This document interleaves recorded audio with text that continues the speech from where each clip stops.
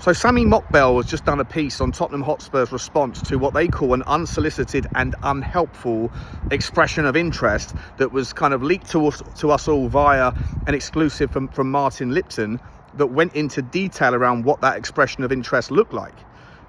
Brookly and Earick has just quote retweeted that piece with the caption "unsolicited?" ? And with it he attached a picture of what looks like the sort of tour that you would get, a non-traditional tour that you would get if you were someone that had been invited as a potential investor into a business. A tour around the training ground, the timeline, the chronology of the day, of all of the things you're going to see, and then the second part of the day is the training ground, the tour around the ground, and then the training ground in the afternoon. So an unorthodox type of tour, usually reserved for people of interest. Is it unsolicited? I think he's inferring that no, it wasn't.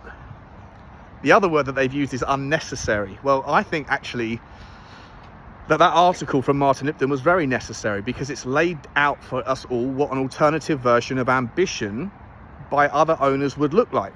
Me, myself, I never really had, relative to a lot of you, the same level of disdain and resentment towards the owners, Levy, Earick, etc. But then I never thought that there was any real plausible outcome where you were going to see the sorts of billions on offer, especially with the sorts of money that has been set aside potentially for team investment and on the pitch kind of activities, with a massive 1.2 billion of capital injection. So when they say it's unnecessary, they might say it's unnecessary because they've got no intentions of selling, but then why invite those people around for those sorts of investment opportunities? And secondly, I think the word that they're really looking for is unhelpful.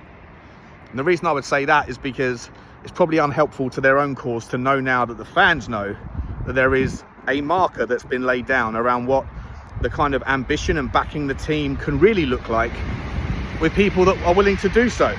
I don't think that these Lewis children, the new majority owners, had any intention to put anything like that sort of money into the club to placate the fans after Daniel Levy has left. £100 million wouldn't have touched the sides anyway if that was to be the number that came in. But now that we've seen the colour of someone else's money and what that looks like, there is obviously now a benchmark and a baseline from which to compare.